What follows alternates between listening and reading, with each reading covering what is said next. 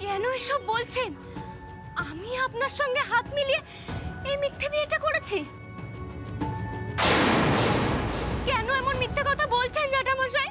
এ কি রে শ্যামা, নিখিলের সঙ্গে বিয়ে করে তুই সব ভুলে গেলি? আরে তুই তো আমাকে বলেছিলি যে বিয়েটা হয়ে যাক, তারপর পারিশ্রমিকটা নিবি। নে।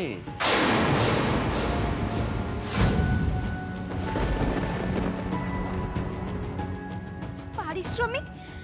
না না জ্যাঠামশাই, এমন অন্যায় কথাগুলো আর বলবেন না। আপনি তো মিথ্যে বিয়েটা দিয়েছেন, আর এখন এখন আবার নতুন কোন মতলবে ষড়যন্ত্র করে এখানে এসেছেন? আরে তুই এখনো অভিনয় করে চলেছিস, এসবের আর দরকার নেই। সেই বিয়ের থেকে তুই নাটক করে যাচ্ছিস। দেখ, আমার কাছে অন্তত পক্ষে এইসবের কোনো আর মানে নেই। নে, টাকাটা নে, লুকিয়ে রাখ। কেউ দেখে ফেললে কিন্তু মুশকিলে পড়ে যাবি।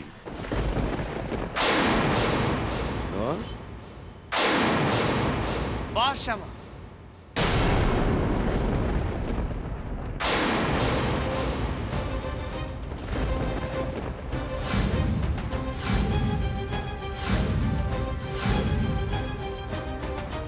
বাহ শ্যামা বাহ।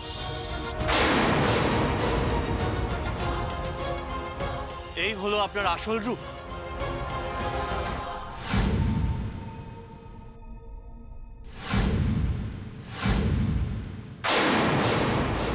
এই জন্য আপনি আমার থেকে লকারের চাবিটা নিলেন না। ত্রিলোচন সরকারের থেকে টাকা পেয়ে যাচ্ছে, আর টাকার কি দরকার আপনার, তাই না? না ছোট কর্তা, এত বড় অপবাদ শোনার আগে আমার মরে যাওয়াই ভালো ছিল। দয়া করে আপনি এভাবে আমাকে অবিশ্বাস করবেন না। আপনাকে তো আমি আগেও বলেছি, আর এখনো বলছি, এসবের আমি কিচ্ছু জানতাম না। ফোন করে টাইম ঠিক করে আপনি ত্রিলোচন সরকারের সঙ্গে এখানে দেখা করতে চলে আসলেন, আর আমাকে বলছেন যে আপনি প্ল্যানিং এর ব্যাপারে কিছু জানতেনই না। এটাও আমাকে বিশ্বাস করতে হবে?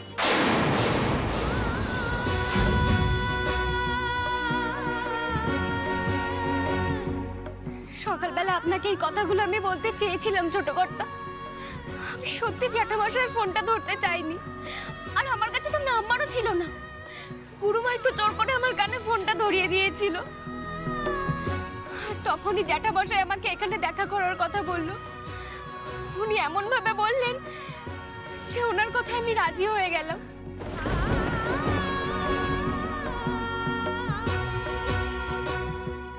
আপনার মনে আছে ছোট কর্তা, মন্দিরে আসার আগে আপনাকে আমি বলেছিলাম যে আপনার সঙ্গে আমার একটা কথা বলার আছে, আর তখনই তো মেজদা ভাই আর বড়দা ভাই এসে পড়লেন, আর আপনিও তাড়াহুড়ো করে ওনাদের সাথে বেরিয়ে পড়লেন। আমার আর বলা হলো না কথাটা। কি ব্যাপার? ত্রিলোচন সরকারের সাথে শ্যামা এখানে কথা বলছে কেন? আর তার মানে নিখিল এই খবরটা পেয়ে গাড়িটা ঘুরিয়ে নিতে বললো? কিন্তু এটাই তো বুঝতে পারছি না, ত্রিলোচনের সাথে শ্যামা এখানে কেন? কি রে শ্যামা, তুই তো আমাকে বললি যে আমরা দেখা করছি, আর এই খবর যেন কেউ না জানতে পারে, বিশেষ করে নিখিলের কাছে যেন এই খবরটা না যায়।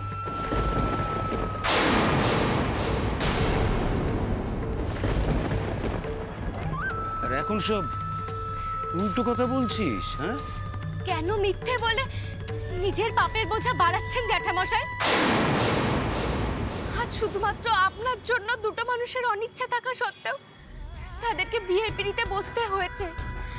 বাইরের আর 5টা মানুষ তাদের স্বামী স্ত্রী হিসেবে চিনলেও তারা কোনোদিনই স্বাভাবিক স্বামী স্ত্রীর মতো জীবন কাটাতে পারবে না। এরপরেও আপনি কি চান? কি মতলব নিয়ে এসেছেন এখানে? কেন আমাকে টাকাগুলো নিতে বলছেন এভাবে? শ্যামা, তুই সত্যিটাকে কেন অস্বীকার করছিস মা? কেন? আমি না জ্যাঠামশাই, সত্যিটাকে আপনি অস্বীকার করছেন। ভগবান দেখছেন, আমার কৃষ্ণ জানেন যে আপনি আমাকে না জানিয়ে মিথ্যে কথা বলে ছোট কর্তার সামনে বিয়ের পিঁড়িতে দাঁড় করিয়েছেন, আর এর জন্য শুধুমাত্র আপনি একা দায়ী, একা।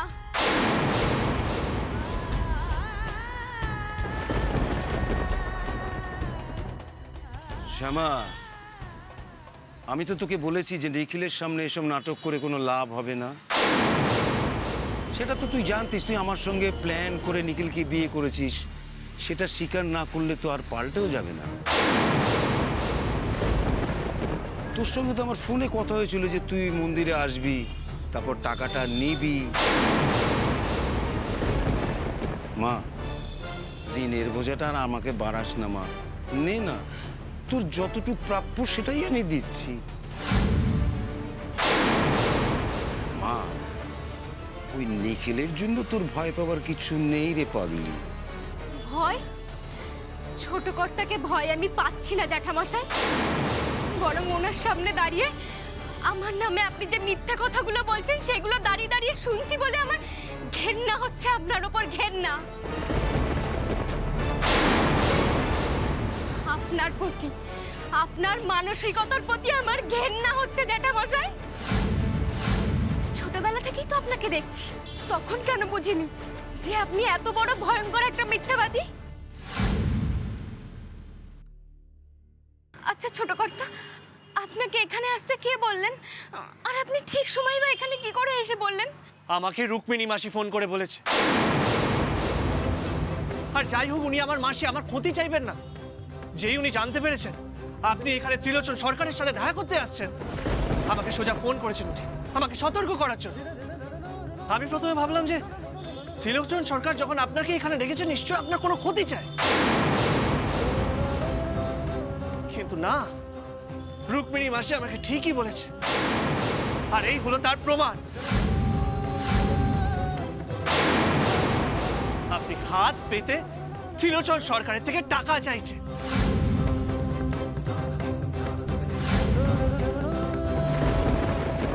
আর কি, আর কি বোঝাবেন আমাকে বলুন?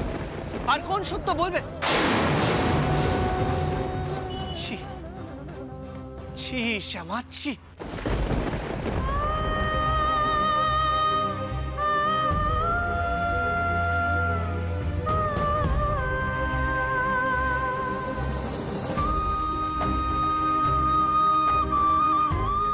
আমি আমার কৃষ্ণের দিব্যি করে বলছি ছোট কর্তা, টাকার ব্যাপারে জ্যাঠামশাই আমাকে কিচ্ছু বলেননি। আপনি ওনার নামে মামলা করবেন বলেছিলেন, তাই উনি ক্ষমা চাওয়ার জন্য আমাকে এখানে ডেকে পাঠিয়েছিলেন। আর উনি এটাও বলেছেন যে দরকার পড়লে নাকি উনি আপনার কাছেও ক্ষমা চাইবেন। আর এই ক্ষমা চাওয়ার কথা শুনে আমি নরম হয়ে গিয়েছিলাম, তাই ওনার সঙ্গে দেখা করতেও রাজি হয়ে গিয়েছিলাম। আমি বুঝতে পারিনি ছোট কর্তা যে উনি আবার নতুন কোনো চক্রান্ত করবেন। থাক শ্যামা, থাক। প্রথমে আমি ভেবেছিলাম পুলিশ তদন্তে আপনি আমাদের সাহায্য করবেন, আমাকে হেল্প করবেন এই মানুষটাকে শাস্তি দেওয়ার জন্য, কিন্তু না, এখানে এসে দেখলাম পুরো খেলাটাই অন্য। আমার কথাটা একবার শুনুন ছোট কর্তা। আর কিচ্ছু শোনার নেই আমার, আপনাকে আর কিচ্ছু বলতে হবে না। পুলিশের কাছ থেকে আমি সব অভিযোগ তুলে নেব। কেউ জানবে যে চৌধুরী বাড়ির বউ এত বড় প্রতারক।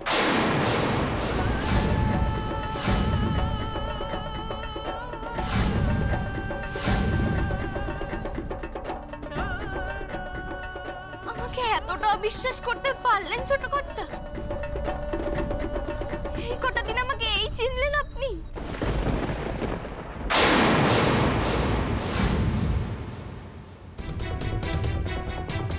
কি হয়েছে নিখিল? ত্রিলোচন সরকারের সাথে শ্যামা দাঁড়িয়ে এখানে কি করছে? আর তুই এই লোকটার সঙ্গে দাঁড়িয়ে কেন কথা বলছিস?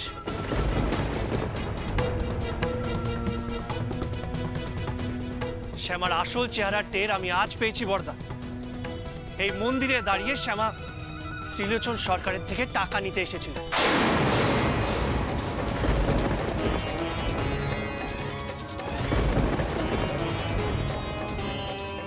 বাকি সবকিছু আমি তোদের পরে বলবো, শুধু এইটুকু জেনে রাখ, শ্যামা আমাদের মিথ্যে কথা বলেছে।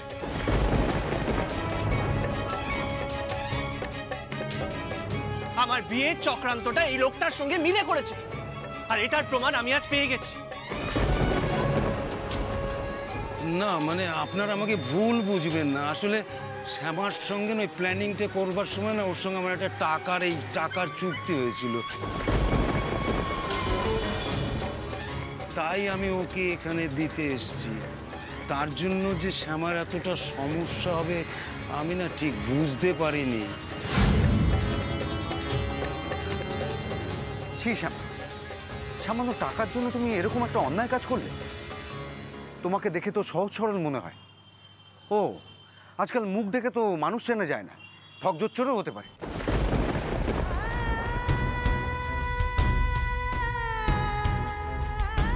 না না বড়, আপনারা সবাই আমাকে ভুল বুঝছেন। ত্রিলোচন যেটা আমাকে এখানে ডেকে পাঠিয়ে আপনাদের মনে আমার জন্য ভুল ধারণা তৈরি করার চেষ্টা করেছেন। এটা একটা চক্রান্ত। দয়া করে আপনারা এভাবে আমাকে অবিশ্বাস করবেন না দাদা। বিশ্বাস করার আর কোনো উপায় আপনি রাখেননি শ্যামা। মা মেজ বৌদি আপনাকে অপছন্দ করে বলে আমার কষ্ট হতো, রাগ করতাম আমি। কিন্তু এখন তো দেখছি ওরাই ঠিক। আমি আর বাবা আপনাকে ভুল বুঝেছি। আর কোনোদিনও আমি আপনাকে বিশ্বাস করতে পারবো না শ্যামা।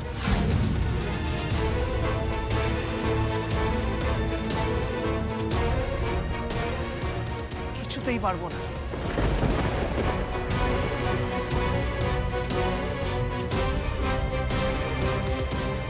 চল দাদা, এখানে আমি আর থাকতে পারছি না।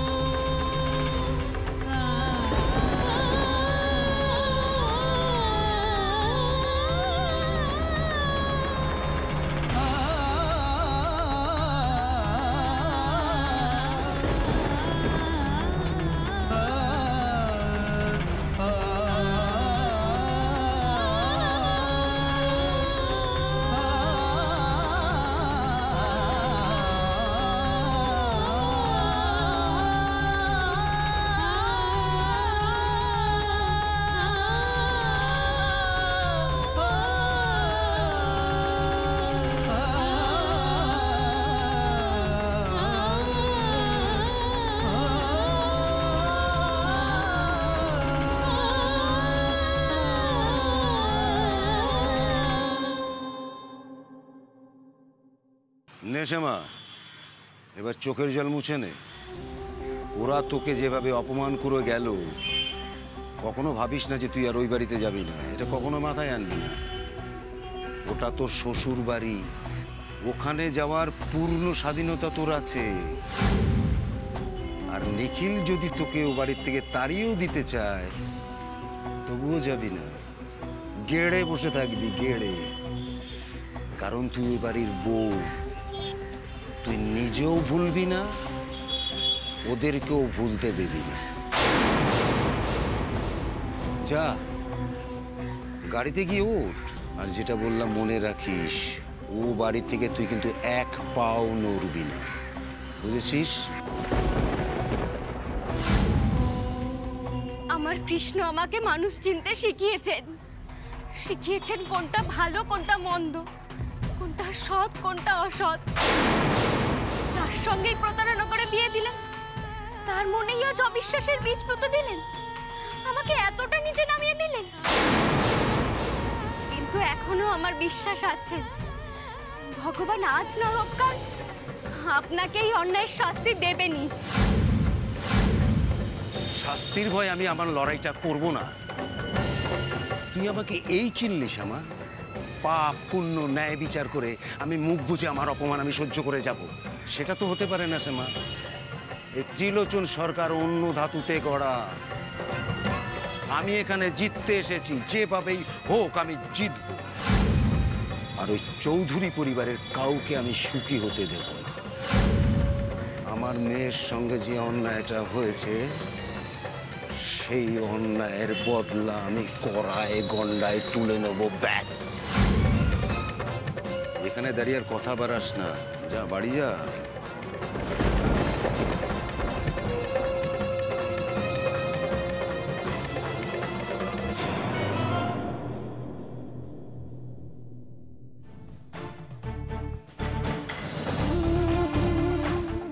না, অবিশ্বাস নিয়ে আর ও বাড়িতে ফিরবো না। আমি তো ও বাড়ি থেকে চলেই যেতে চেয়েছিলাম, শুধুমাত্র আপনার অসুস্থতার জন্য আমি সেদিন রাতে থেকে গিয়েছিলাম ছোট কর্তা। কিন্তু আর না, নিজেকে নির্দোষ প্রমাণ করার না অবধি আমি আর ও বাড়িতে ফিরবো না। আর আমি এটাও কথা দিচ্ছি যে দুদিনের মধ্যে আমি প্রমাণ করে দেব ত্রিলোচন জ্যাঠা সব মিথ্যে কথা বলছে। সকলের সামনে এটা প্রমাণ করে দিয়ে মাথা উঁচু করে আমি ও বাড়ি থেকে বেরিয়ে যাব, আর কোনোদিন ফিরবো না। আর এটা আমি প্রতিজ্ঞা করছি কৃষ্ণ।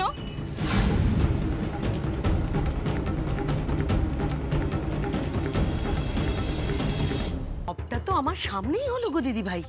আমি তো অবাক জানো, শ্যামার উপরে আমার প্রথম থেকে একটু সন্দেহ তো ছিলই না। আমি কি করেছি বলো তো, হাত থেকে ফোনটা কেড়ে নিয়েছি, আলাম আমাকে দেখা কে ফোন করেছে। আমি অবাক দিদি ভাই, ফোনের ওপারে দেখি ত্রিলোচন সরকার। হ্যাঁ গো, আমি বলছি কি তোমাকে, শ্যামার কি রাগ আমার উপর। বলে কি না, গুরুমা তুমি তুমি আমার হাত থেকে ফোন নিলে কেন। আমি আর কথা বাড়াইনি জানো তো, কিন্তু আড়াল থেকে সব শুনেছি। দিদি ভাই, আমি আর দিশা না হয় চুরির বদনাম দিয়ে শ্যামাকে এ বাড়ি থেকে তাড়াতে চেয়েছিলাম না, চেয়েছিলাম তো। এখন তো সবটা জলের মতন পরিষ্কার, বলো। ভাবো দিদি ভাই, কি ধরিবাজ মেয়ে ওই শ্যামা। হ্যাঁ, এখন কিভাবে শাক দিয়ে মাছ ঢাকবি তুই।